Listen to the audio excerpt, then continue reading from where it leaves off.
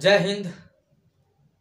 हम आज सौरमंडल की चौथी क्लास आप सबों के बीच लेकर आया हूं। आप सबों का स्वागत है यूकेजीएस एकेडमी में। आप सभी हमारे वीडियो पर अच्छा परफॉर्मेंस दिखाते हैं और आप सबों का दिल से धन्यवाद। तो मैं क्लास शुरू करने से पहले एक शेरो शायरी के साथ आप सबों के बीच ध्यान से दीजिएगा, गौर कीजिएगा बातों पर कि मुश्किलों से भाग जाना आसान होता है मेरे भाई मेरे दोस्त, कि मुश्किलों से भाग जाना आसान होता है हमारे लिए। हर पहलू जिंदगी का इम्तहान होता है, कि हर पहलू जिंदगी का इम्तहान होता है और डरने वालों को मिलता नहीं है कुछ जिंदगी में, कि डरने वालों को जो है कि मिलता नहीं है कुछ जिंदगी में और लड़ने वालों को कदमों में जहान मिलता है। तो आप सब समझ में आया होगा आप सबों को कि लड़ना नहीं है किसी से, मतलब कि वैसा लड़ाई नहीं मेरे भाई, संघर्ष की लड़ाई लड़ना है। वो जो परेशानियां हमारे साथ गुजरती है उन परेशानियों को हम लोगों को देखना है। तो आप लोग जिंदगी में आगे बढ़ते रहें, बहुत आगे जाइए। देखिए एक बात और है कि टांगे खींचने वाले चिढ़ाने वाले बहुत होंगे जिंदगी में। टांगे खींचने वाले चिढ़ाने वाले बहुत होंगे सर, लेकिन उन छोटी छोटी बातों और छोटी छोटी जो है उनकी गलतियों को निचोड़ करके आपको आगे की ओर बढ़ना है। बिना संघर्ष कोई महान नहीं होता मेरे भाई, बिना संघर्ष कोई महान नहीं होता मेरे दोस्त। संघर्ष के बिना यदि सफलता मिल जाए आपको, वो सफलता कोई मोल की नहीं होती है। संघर्ष के बिना आपको सफलता मिल जाए कोई भी चीज में, तो वो सफल होने का कोई मजा इंटरेस्टिंग नहीं है। ठीक है, जो आपको कण कण के लिए तरसा दे, वो खुशियां, जो आपको छोटी छोटी बातों पर आपको लिचका दे, वो कमियां आपको एक दिन जब बड़ा इंसान बनाएगा ना, उस समय सोचोगे कि ऐसे ऐसे परिस्थितियों से गुजर कर मैं जिंदगी की एक नई मोड़ के साथ खड़ा हूं और जिंदगी को एक आईने की तरह देखता हूं। ठीक है, बिना टाइम वेस्ट किए मैं उत्तम कुमार आप सबों के बीच फिर से आप सबों का यूट्यूब चैनल हमारे यूकेजीएस एकेडमी में स्वागत है। तो आज जो मेरा होगा कि सौरमंडल की चौथी क्लास होगी। तो सौरमंडल की चौथी क्लास में हम लोग जो थे कि सूर्य से लेकर के शनि तक पूरी कहानियां हमने पिछले वीडियो में डाल दिए हैं। जो जो हमारे चैनल पर नए हैं वो चैनल को एक बार सब्सक्राइब कर लें और जो है कि हमारे साथ जुड़े रहें। हमने जो होगा हमारे तरफ से अच्छे कंटेंट के साथ आप सबों को जीकेजीएस की पूरी फैकल्टी यानी कि पूरी सिलेबस आप सबों को कंप्लीट कराने का जो मेरे में है। ठीक है, तो आप सभी समझने की कोशिश करेंगे।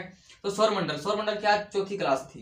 तो चौथी क्लास होने के साथ साथ आज जो है कि अरुण और वरुण पर जो चर्चा होगी, दोनों भाई पर। ठीक है, अरुण एक का नाम है और एक का नाम वरुण है। तो आज मेरा अरुण और वरुण पर चर्चा होगा। आप लोग वीडियो में जुड़े रहिएगा और अच्छे कंटेंट के साथ आप सभी जुड़ेंगे और बहुत अधिक मात्रा में आप लोग देखेंगे, हमारा विश्वास कहता है। तो अरुण क्या है? अरुण एक प्रकार का क्या है भाई, ग्रह है। क्या है भाई?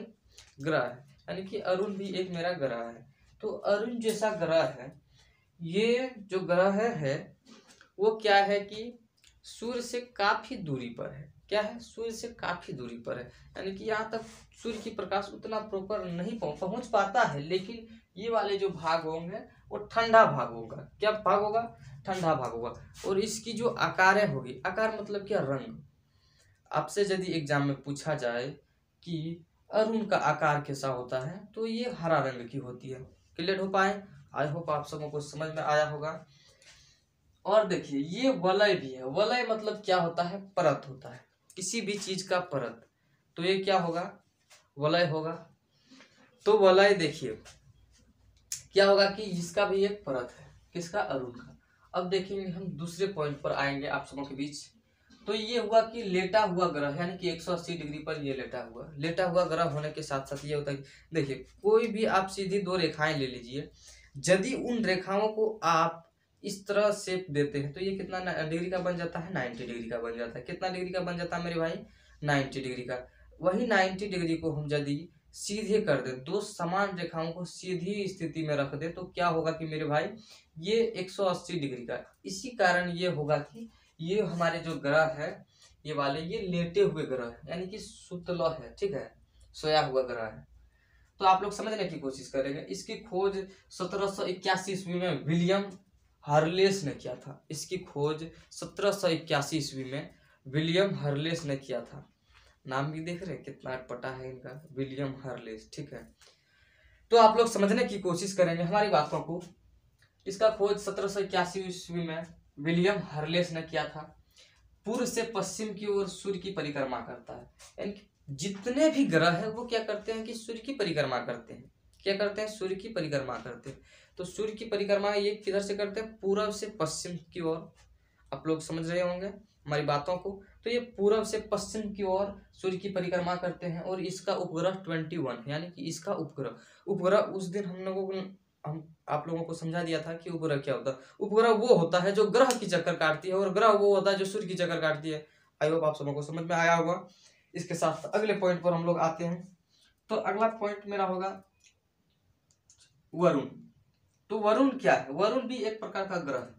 वरुण देखिए, वरुण के बारे में कुछ उतना विशेष जानकारियां नहीं रखनी है, थोड़ी सी जानकारियां हम लोगों को रखनी है, क्योंकि उतना भी खास नहीं है। लेकिन यदि हम लोग सौर मंडल को शुरू किए हैं तो इसको अंत भी करना हम लोगों का परम धर्म है, ठीक है। तो देखें वरुण, तो वरुण क्या है मेरे भाई कि सौर मंडल का सबसे अंतिम वाला ग्रह नहीं है कि नहीं है भाई। तो सबसे अंतिम वाला जो मेरा ग्रह होगा वो कौन सा ग्रह होगा, वरुण ग्रह होगा। देखिए एक प्लूटो था, प्लूटो भी एक ग्रह था, वो उसका शेप अब नहीं रहा, उसको हटा दिया ग्रह की श्रेणी से, ग्रह की श्रेणी से उसको हटा दिया, उस पर हमें कोई चर्चा नहीं करनी है, ठीक है।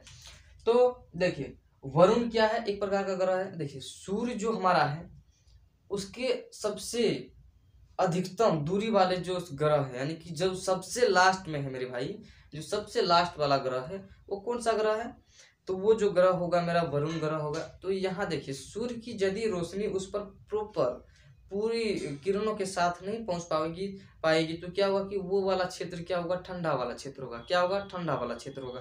तो ठंडा वाला क्षेत्र होने के साथ साथ यहाँ की जो है कि देखिए यहाँ जो हमारे पॉइंट में भी दिया गया है साफ साफ, सूर्य से सबसे अधिक दूरी पर है। ये आप लोगों को समझा दिया मैंने। सूर्य से क्या है कि ये सबसे दूरी वाले क्षेत्र पर है और इसका खोज जोहान गाले ने किया था। इसका खोज जोहान गाले ने किया था। इसका उपग्रह 8 है, यानी कि कहीं ना कहीं इसका भी चक्कर काटने वाले उपग्रह कितने हैं, 8 है। कितने हैं, 8 है।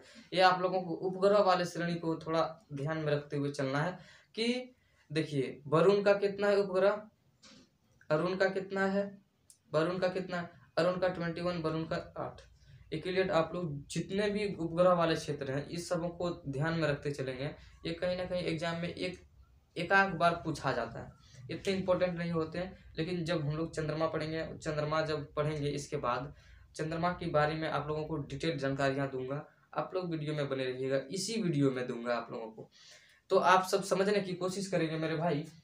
तो ये क्या बोला गया कि सबसे ठंडा ग्रह, ऑटोमेटिक ये होगा कि ठंडा ग्रह होगा ही होगा। क्यों ठंडा वाला ग्रह होगा, यहाँ जो देखिए ये हमारा सूर्य है, समझने की कोशिश कीजिएगा।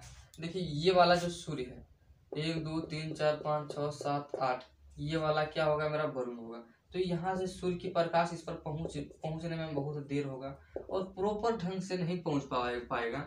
देखिए इसका तापक्रम जो है कि यहाँ तक बहुत प्रॉपर आती है, पृथ्वी के बाद मंगल तक प्रॉपर रूप से इसका जो होगा कि प्रकाश यानी कि टेम्परेचर बहुत अधिक मात्रा में जाता है। लेकिन उसके बाद यानी कि क्षुद्र ग्रह की श्रेणी के बाद उधर जो श्रेणी आती है उसमें क्या होगा, उतना प्रॉपर इसका सूर्य की प्रकाश नहीं जा पाती है। इसके कारण होता है कि ये जो ग्रह है बहुत अधिक ठंडा वाले ग्रह हो जाते हैं। और देखिए आप लोग समझने की कोशिश करेंगे यदि ठंडा वाले ग्रह क्यों होंगे, क्योंकि यहाँ तक सूर्य की प्रकाश उतनी प्रॉपर नहीं पहुंच पाएगी। और एक बात और आप लोगों को विशेष ध्यान में रखना है कि ये जो ग्रह है सूर्य से सबसे अधिकतम दूरी यानी कि सौर मंडल का सबसे लास्ट वाला ग्रह है। तो आप लोग समझ गए होंगे। आई होप आप सबों को समझ में आया होगा। तो चलते हैं अगली पॉइंट पर, आप लोग वीडियो में बने रहिए। हाँ, तो अरुण वरुण हमने देख लिया था। उसके बाद आएंगे हम चंद्रमा पर। तो चंद्रमा पर जो कुछ विशेष बातों को करेंगे, लेकिन चंद्रमा की जो देखिए, चंद्रमा एक बहुत बढ़िया टॉपिक है, इससे क्वेश्चंस आते हैं। तो मेरा ये उद्देश्य है कि आप सबों को चंद्रमा पर एक विशेष टॉपिक के रूप में आप सबों को लेकर के अगले वीडियो में आऊँगा। तब तक के लिए कुछ पॉइंट को आप लोग देख लीजिए, यहाँ भी क्लियर हो सकते हैं, लेकिन वहाँ से डिफिकल्ट जो क्वेश्चन बनते हैं उस पर भी आएंगे, आप लोग समझने की कोशिश करेंगे। देखिए, चंद्रमा क्या है? चंद्रमा एक प्रकार का उपग्रह है। किसका उपग्रह है? पृथ्वी का उपग्रह। पृथ्वी का एकमात्र उपग्रह कौन है? चंद्रमा है। तो इससे पहले कुछ बातों को देखिए, पृथ्वी का लगभग दूरी कितना है? पृथ्वी से इसका लगभग दूरी देखिए, छोड़िए उस पॉइंट को देखिए, यहाँ ये वाला पॉइंट। चंद्रमा पर गुरुत्वाकर्षण बल का मान पृथ्वी के गुरुत्वाकर्षण का 1/6, यानी कि 6 भाग में एक भाग जो है इसका गुरुत्वाकर्षण का बल यहाँ जो है पृथ्वी पर, पृथ्वी के अलावा यानी कि चंद्रमा पर है। यानी कि पृथ्वी पर 6 भाग है, तो ये चंद्रमा पर 1 भाग है। क्लियर हो गए? चंद्रमा का कितना भाग अधिक भाग देखा जा सकता है? चंद्रमा का कितना भाग अधिक भाग देखा जा सकता है? जो इसका भाग है पृथ्वी पर से कितना देखा जा सकता है? तो पृथ्वी पर से चंद्रमा का भाग 59% देखा जाता है, देखा जा सकता है। क्यों देखा जा सकता है? अगली वीडियो में बहुत डिटेल से, इससे केवल एक चंद्रमा पर ही हम लोग टॉपिक बनाने की कोशिश करेंगे। तो इस वीडियो में थोड़ा समझ लें, एमटीएस के एग्जाम के लिए थोड़ा आप लोगों को हेल्पफुल होगा। तो चंद्रमा की परिक्रमा जो होता है, परिक्रमा और परिभ्रमण, यानी कि चंद्रमा की जो परिक्रमा यानी कि पृथ्वी की जो परिक्रमा करता है और परिभ्रमण अपने स्थान पर घूमता है, यानी कि दोनों ही अवधि में इसका क्या होता है कि सेम डेट में ही होता है, यानी कि 27 दिन में। क्लियर हो गया? मिलते हैं अगले पॉइंट।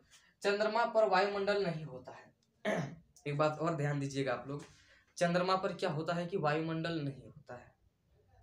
नील आर्मस्ट्रांग का जब तस्वीर देखिएगा आप लोग गूगल मैप में सर्च कर मार करके, तो एकदम कुकड़ा हुए ऐसे कुकड़ा जैसा एकदम ऐसे है, ठीक है।